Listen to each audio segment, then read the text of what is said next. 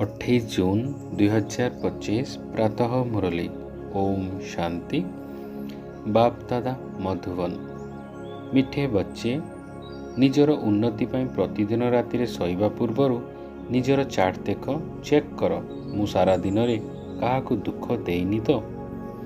आजिर प्रश्नटी है महान सौभाग्यशाली संतान मानक भितर क्यों बहादुर थिले।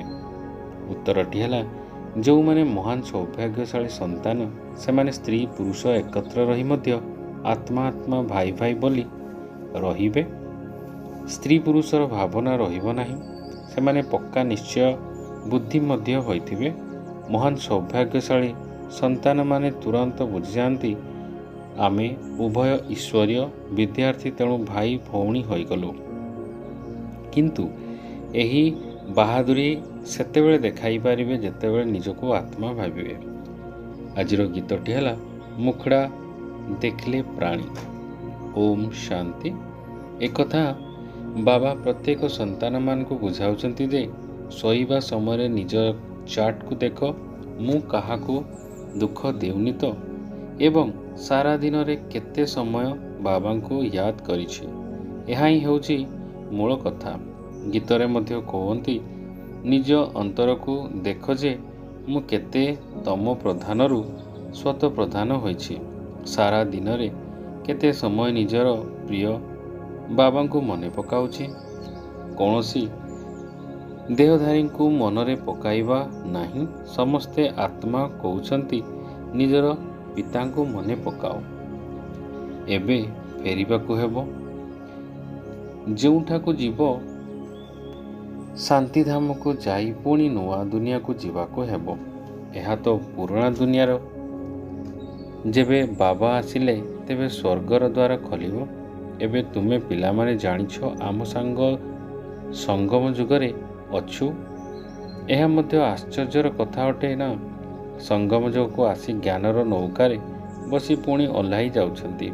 एबे तुमे संगम रे पुरुषोत्तम हेबा पई आसी डंगारे बसिछ पारी हेबा पई। पुणी एही पुराना कलिजुग दुनियार मन को दूरेई देबाको हेबो। एही शरीर द्वारा केवल अभिनय करबाको पड़िबो। एबे आमको बहुत खुशी रे फेरी जीवाको हेबो। मनुष्य मुक्ति पाई केते मुंड पिटुछंती, किंतु मुक्ति जीवन मुक्तिर अर्थ बुझु नाहंती। शास्त्रर अक्षर केवल शुणुछंती, किंतु सेही मुक्ति जीवन मुक्ति कौन किए देउछंती, केबे देउछंती एकथा काहाको जଣା नहीं। तुमे पिला माने जानिछ बाबा आसुचंती मुक्ति जीवन मुक्तिर संपत्ति देवा पाई। ताहा मध्य थरे नुहे अनेक थर देउछंती। अगणित थर तुमे मुक्तिरु जीवन मुक्ति को पुणी जीवन बंधन को आसीछ। आमे एबे बुझुछु जे आमे हेउछु आत्मा। बाबा आमको बहुत शिक्षा देउछंती। तमे भक्ति मार्ग रे दुखरे मने पकाउथिल, किंतु तांकु चिन्हि नथिल। एबे मु तुमको निजर परिचय देउछि जे किपरि मते मने पकाइले तुमर विकर्म विनाश हेबो।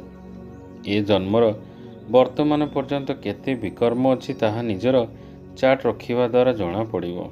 जो माने सेवारे लागि जाइछन्ति सेमान को जଣା पड़ी थाए। पिला मान को सेवारे शौक रही थाए। परस्पर मध्यरे मिलिमिशि विचार करी सेवा पाई प्रस्तुत होती। मनुष्य मानक जीवन को हीरातुल्य करिया पाई सेमाने लागि थांती। एहा केते पुण्यर कथा। एथिरे खर्च आदिर कौनसी कथा नहीं। केवल हीरातुल्य हेबा पाई बाबा को मने पकाइबा को हेबो। पुखराज परी सबुजी पुरी इत्यादि जो सब नाम रही ताहा तुम मानकर नाम अटे। जेते याद रे रहिबो सेते हीरातुल्य होइजिबो। केही माणिक सदृश, केही पुखराज सदृश हेबे। नवरत्न रहिबो ना। कौनसी खराब ग्रह रहिले नवरत्नर मुदी पिंधि थांती। भक्ति मार्ग रे बहुत पथी उपचार करा जाई थाए। एठारे समस्ते धर्मावलंबी मानक पई गोटे मात्र पथी मन मनोभाव, कहीं ना ईश्वर एक अटंती। मनुष्यरु देवता हेबा अथवा मुक्ति जीवन मुक्ति पाइबर पुरुषार्थ गोटे ही अटे। କେବଳ ବାବାଙ୍କୁ ୟାଦ କରିବା ଦରକାର। ଅସୁବିଧାର କୌଣସି କଥା ନାହିଁ। ଚିନ୍ତା କରିବା ଉଚିତ ମୋର କାହିଁକି ବାବାଙ୍କ ସ୍ମୃତି ରହୁନାହିଁ। ସାରା ଦିନରେ ଏବେ କମ୍ ୟାଦ କରିଛନ୍ତି। ଯଦି ଏହି ଯୋଗ ଦ୍ୱାରା ଆମେ ସର୍ବଦା ସୁସ୍ଥ ନିରୋଗ ହେବା ତେବେ କାହିଁକି ନିଜର ଚାର୍ଟ ରଖି ଉନ୍ନତିକୁ ପ୍ରାପ୍ତ ନ କରିବା। ବହୁତ ଅଛନ୍ତି ଯିଏ 2ରୁ 4 ଦିନ ଚାର୍ଟ ରଖି ପୁଣି ଭୁଲି ଯାଉଛନ୍ତି। କାହାକୁ ବି ବୁଝାଇବାକୁ ବହୁତ ସହଜ ହୋଇଥାଏ। ନୂଆ ଦୁନିଆକୁ ସତ୍ୟଯୁଗ ଏବଂ ପୁରୁଣା କଳିଯୁଗକୁ କୁହାଯାଉଛି। କଳିଯୁଗ ବଦଳି ସତ୍ୟଯୁଗ ହେବାକୁ ଯାଉଛି। ସେଥିପାଇଁ ଆମେ ବୁଝୁଛୁ। କେତେକ ସନ୍ତାନମାନଙ୍କୁ ଏକଥାରେ ମଧ୍ୟ ଦୃଢ଼ ନିଶ୍ଚୟ ନାହିଁ ଯେ ଇଏ ସେହି ନିରାକାର ବାବା ଯିଏକି ଆମକୁ ବ୍ରହ୍ମାଙ୍କ ଶରୀର ମାଧ୍ୟମରେ ଆସି ପଢ଼ାଉଛନ୍ତି। ତୁମେ ବ୍ରାହ୍ମଣ ଅଟ ନା? ବ୍ରହ୍ମା କୁମାର କୁମାରୀ ବୋଲାଉଛନ୍ତି। ତାର ଅର୍ଥ କ'ଣ? ସମ୍ପତ୍ତି କେଉଁଠୁ ମିଳିବ? କିଛି ପ୍ରାପ୍ତି ହେବାର ଥିଲେ ହିଁ ପଶ୍ୟତ ଥାନ୍ତି। ତୁମେ ବ୍ରହ୍ମାଙ୍କର ସନ୍ତାନ ବ୍ରାହ୍ମଣ କୁମାର କୁମାରୀ କାହିଁକି ହୋଇଛ? ନିଶ୍ଚୟର ସହ ହୋଇଛ ନା? ଏଥିରେ ମଧ୍ୟ କାହାର ସଞ୍ଚୟ ଆସୁଛି? ଯେଉଁମାନେ ମହାନ ସୌଭାଗ୍ୟଶାଳୀ ସନ୍ତାନ ଅଟନ୍ତି ସେମାନେ ସ୍ତ୍ରୀ ପୁରୁଷ ଏକା ସାଥିରେ ରହି ମଧ୍ୟ ଭଲ ଭାଇ ଭାଇ ହୋଇ ରହିଥାନ୍ତି। ସ୍ତ୍ରୀ ପୁରୁଷର ସ୍ମୃତି ରହେ ନାହିଁ। ପକ୍କା ନିଶ୍ଚୟ ବୁଦ୍ଧି ନ ହୋଇଥିଲେ ସ୍ତ୍ରୀ ପୁରୁଷ ଭାବନା ପରିବର୍ତ୍ତନ ପାଇଁ ମଧ୍ୟ ସମୟ ଲାଗିଥାଏ। ମହାନ ସୌଭାଗ୍ୟଶାଳୀ ସନ୍ତାନମାନେ ତୁରନ୍ତ ବୁଝିଯାଆନ୍ତି ଆମେ ଉଭୟ ଛାତ୍ର ଅଟୁ, ତେଣୁ ଉଭୟ ଭାଇ ଭଉଣୀ ହୋଇଗଲୁ। ଏହି ବାହାଦୁରୀ ଯେତେବେଳେ ଦେଖାଇ ପାରିବ ସେତେବେଳେ ନିଜକୁ ଆତ୍ମା ଭାବିବ। ଆତ୍ମା ମାନେ ତ ସବୁ ଭାଇ ଭାଇ ଅଟନ୍ତି। ପୁଣି ବ୍ରହ୍ମା କୁମାର କୁମାରୀ ହେବା ଦରକାର ଭାଇ ଓ ଭଉଣୀ ହୋଇଥାନ୍ତି। କେହି ତ ବନ୍ଧନମୁକ୍ତ ହେଲେ ମଧ୍ୟ କିଛି ନା କିଛି ବୁଦ୍ଧି ଯାଇଥାଏ। କର୍ମାତୀତ ଅବସ୍ଥା ହେବାରେ ସମୟ ଲାଗିଥାଏ। ତୁମ ଭିତରେ ବହୁତ ଖୁସି ରହିବା ଉଚିତ। କୌଣସି ଛନଛନ ନାହିଁ। ପୁରୁଣା ଶରୀର ଛାଡ଼ି ଆମେ ଆତ୍ମାମାନେ ଏବେ ବାବାଙ୍କ ପାଖକୁ ଯାଉଛୁ। ଆମେ କେତେ ଅଭିନୟ କରୁଛୁ। ଏବେ ଏହି ଚକ୍ର ଶେଷ ହେଉଛି।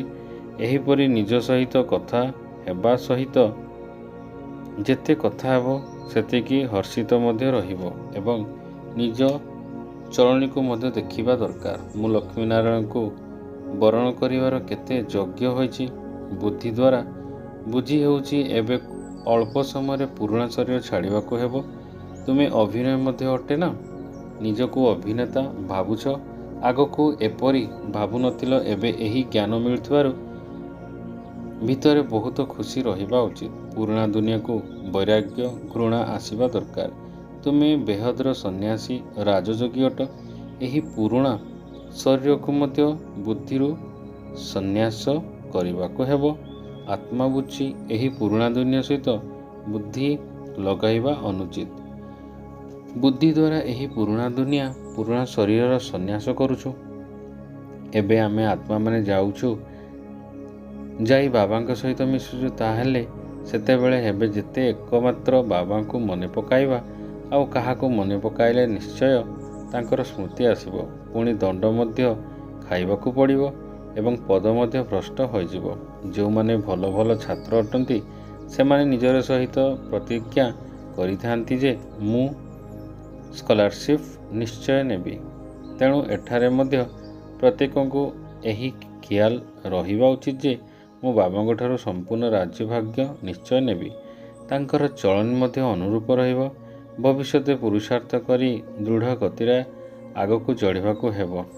ତାହା ଯେତେବେଳେ ହେବ ସେତେବେଳେ ପ୍ରତ୍ୟହ ସନ୍ଧ୍ୟାରେ ନିଜର ଅବସ୍ଥାକୁ ଦେଖିବ। ବାବାଙ୍କ ପାଖକୁ ପ୍ରତ୍ୟେକ ସନ୍ତାନର ସମାଚାର ତ ଆସୁଛି ନା? ବାବା ପ୍ରତ୍ୟେକଙ୍କୁ ବୁଝିପାରୁଛନ୍ତି। କାହାକୁ ବି କହି ଦେଉଛନ୍ତି ତୁମ ଭିତରେ ସେହି ଆତ୍ମା ସଦୃଶ୍ୟ ହେଉଛନ୍ତି। ଲକ୍ଷ୍ମୀନାରାୟଣ ହେବା ଭଳି ଚଳଣି ଏବଂ ଚେହେରା ଦେଖାଯାଉ ନାହିଁ। ନିଜର ଖାଦ୍ୟ ପାନୀୟ ଚାଲିଚଳନ ଆଦି ତ ଦେଖ କେତେ ସେବା କରୁଛ। ଏହାଦ୍ୱାରା କ'ଣ ହେବ? ତେଣୁ ସେ ଆତ୍ମା ଭାବିଛନ୍ତି ମୁଁ କିଛି କରି ଦେଖାଇବି। ଏଠାରେ ପ୍ରତ୍ୟେକଙ୍କୁ ସ୍ୱତନ୍ତ୍ର ଭାବେ ନିଜର ଭାଗ୍ୟ ଶ୍ରେଷ୍ଠ କରିବା ପାଇଁ ଚଢ଼ିବାକୁ ହେବ। ଯଦି ଶ୍ରୀମତରେ ନ ଚାଲିବ ତେବେ ଏତେ ଉଚ୍ଚ ପଦ ପାଇପାରିବ ନାହିଁ। ଏବେ ପାସ୍ ନହେଲେ କଳ୍ପାନ୍ତର ହୋଇପାରିବ ନାହିଁ। ତୁମକୁ ସବୁ ସାକ୍ଷାତକାର ହେବ। ମୁଁ ଯେଉଁ ପଦ ପାଇବା ଯୋଗ୍ୟ ଅଟେ ନିଜ ପଦର ମଧ୍ୟ ସାକ୍ଷାତକାର କରିବ। ଆରମ୍ଭରେ ମଧ୍ୟ ସାକ୍ଷାତକାର କରୁଥିଲ, ପୁଣି ବାବା ସାକ୍ଷାତକାର କଥା ଶୁଣାଇବା ପାଇଁ ମନା କରିଦେଉଥିଲେ। ଶେଷ ବେଳକୁ ସବୁ ଜଣାପଡ଼ିଲା ଯେ ମୁଁ କ'ଣ ହେବି କିନ୍ତୁ କିଛି କରିପାରିବି ନାହିଁ। କଳ୍ପାନ୍ତର ପାଇଁ ଏହି ଅବସ୍ଥା ହୋଇଯିବ। ଡବଲ ମୁକୁଟ, ଡବଲ ରାଜ୍ୟ ଭାଗ୍ୟ ପାଇପାରିବ ନାହିଁ। ଏ ପୁରୁଷାର୍ଥ ନିକରେ ବହୁତ ସୁଯୋଗ ରହିଛି। ତ୍ରେତା ଯୁଗର ଅନ୍ତ ପର୍ଯ୍ୟନ୍ତ 16,108ର ବଡ଼ମାଳା ତିଆରି ହେବ। ଏହାକୁ ତୁମେ ଆସିଛ ନରରୁ ନାରାୟଣ ହେବାର ପୁରୁଷାର୍ଥ କରିବା ପାଇଁ। ଯେତେବେଳେ କମ୍ ପଦର ସାକ୍ଷାତକାର ହେବ, ସେ ସମୟରେ ଯେପରି ନିଜ ପ୍ରତି ଘୃଣା ଆସିବ, ମୁହଁ ତଳକୁ ହୋଇଯିବ। ମୁଁ ତ କିଛି ହେଲେ ପୁରୁଷାର୍ଥ କରିନି। ବାବା କେତେ ବୁଝାଇଲେ ଯେ ଚାର୍ଟ ରଖ, ଏପରି କର, କିନ୍ତୁ ମୁଁ କଲି ନାହିଁ। ସେଥିପାଇଁ ବାବା କହୁଥିଲେ ସବୁ ସନ୍ତାନମାନଙ୍କର ଫଟୋ ରହୁ, ଭଲେ ପୁରା ଗ୍ରୁପର ଏକତ୍ର ଫଟୋ ରହୁ। ପାର୍ଟ ନେଇ ଆସୁଛ ତ, ପୁଣି ସେଥିରେ ତାରିଖ, ଫଟୋର ନେଗେଟିଭ ଆଦି ସବୁ ଲାଗି ରହୁ। ପୁଣି ବାବା ବତାଇବେ ଯେ କିଏ ତଳକୁ ଖସିଲା। ବାବାଙ୍କ ପାଖକୁ ସମାଚାର ତ ସବୁ ଆସୁଛି, ସବୁ କିଛି କହିବେ। କେତେ ଜଣଙ୍କୁ ମାୟା ଟାଣି ନେଇଗଲା, ଜ୍ଞାନ ଛାଡ଼ିଦେଲେ। କନ୍ୟାମାନ ମଧ୍ୟ ବହୁତ ତଳକୁ ଖସି ଯାଉଛନ୍ତି, ଏକଦମ ଦୁର୍ଗତିରୁ ପ୍ରାପ୍ତ ହେଉଛି। ସେ କଥା ତ ନ କହିଲେ ଭଲ। ସେଥିପାଇଁ ବାବା କହୁଛନ୍ତି ପିଲାମାନେ ଖବରଦାର ରୁହ। ମାୟା କୌଣସି ନା କୌଣସି ରୂପ ଧାରଣ କରି ନେଇ ଆସୁଛି। କାହାର ନାମ ରୂପ ଆଡ଼କୁ ଦେଖ ବି ନାହିଁ। ଯଦିଓ ଏହି ଆଖି ଦ୍ୱାରା ଦେଖୁଛ, କିନ୍ତୁ ବୁଦ୍ଧିରେ ଏକମାତ୍ର ବାବାଙ୍କର ସ୍ମୃତି ରହୁ। ତୃତୀୟ ନେତ୍ର ଏଥିପାଇଁ ମିଳିବ ଯେ ବାବାଙ୍କୁ ହଁ ଦେଖ ଏବଂ ମନେ ପକାଅ। ଦେହ ଅଭିମାନକୁ ତ୍ୟାଗ କର। ଏପରି ନୁହେଁ ଯେ ଆଖି ତଳକୁ କରି କାହା ସହିତ କଥା ହେବ। ଏପରି ଦୁର୍ବଳ ହେବା ଅନୁଚିତ। ଦେଖୁଥିଲେ ମଧ୍ୟ ବୁଦ୍ଧିଯୋଗ ନିଜର ପ୍ରିୟତମ ବାବାଙ୍କ ଆଡ଼କୁ ରୁହ। ଏହି ଦୁନିଆକୁ ଦେଖି ମଧ୍ୟ ଅନ୍ତରରେ ବୁଝୁଛନ୍ତି ଯେ ଏସବୁ କବରସ୍ଥାନ ହେବାକୁ ଯାଉଛି। ଏହା ସହିତ କ'ଣ ସମ୍ପର୍କ ରହିବ? ତୁମକୁ ଜ୍ଞାନ ମିଳୁଛି, ତାକୁ ଧାରଣ କରି ଚାଲିବାକୁ ହେବ। ତୁମେ ପିଲାମାନେ ଯେବେ ପ୍ରଦର୍ଶନୀ ଆଦି ବୁଝାଉଛ, ତେବେ 1000 ଥର ତୁମେ ମୁଖରୁ ବାବା ବାବା ଶବ୍ଦ କରିବା ଉଚିତ। ବାବାଙ୍କୁ ୟାଦ କରିବା ଦ୍ୱାରା ତୁମର କେତେ ଫାଇଦା ହେବ। ଶିବ ବାବା କହୁଛନ୍ତି ମୋତେ ମନେ ପକାଅ, ତୁମର ବିନାଶ ହେବ। ତମ ପ୍ରଧାନରୁ ସ୍ୱତ ପ୍ରଧାନ ହୋଇଯିବ। ବାବା କହୁଛନ୍ତି ମୋତେ ମନେ ପକାଅ, ଏହାକୁ ଭୁଲ ନାହିଁ। ବାବାଙ୍କର ନିର୍ଦ୍ଦେଶ ମିଳିଛି ମନାଭାବ। ବାବା କହୁଛନ୍ତି ଏହି ବାବା ଶବ୍ଦରୁ ଖୁବ୍ ଭଲ ଭାବରେ ଚିନ୍ତନ କରିଚାଲ। ସାରାଦିନ ବାବା ବାବା କହି ଚାଲିବା ଉଚିତ, ଅନ୍ୟ କୌଣସି କଥା ନାହିଁ। ନମ୍ବର 1 ମୁଖ୍ୟ କଥା ହେଲା ଏହା ହିଁ ଅଟେ। ପ୍ରଥମେ ବାବାଙ୍କୁ ଜାଣ, ଏଥିରେ କୌଣସି କଲ୍ୟାଣ ରହିଛି। ଏହି 84ର ଚକ୍ର ବୁଝିବା ତ ବହୁତ ସହଜ ଅଟେ। ପିଲାମାନଙ୍କୁ ପ୍ରଦର୍ଶନୀ ଆଦିରେ ବୁଝାଇବା ବହୁତ ସହଜ ଉଚିତ। ଯେକୌଣସି ଦେଖୁଛ ଯେ ଆମେ ବୁଝିପାରୁନାହୁଁ, ତେବେ କହିପାର ମୁଁ ଆମର ବଡ଼ ଭଉଣୀକୁ ଡାକୁଛି।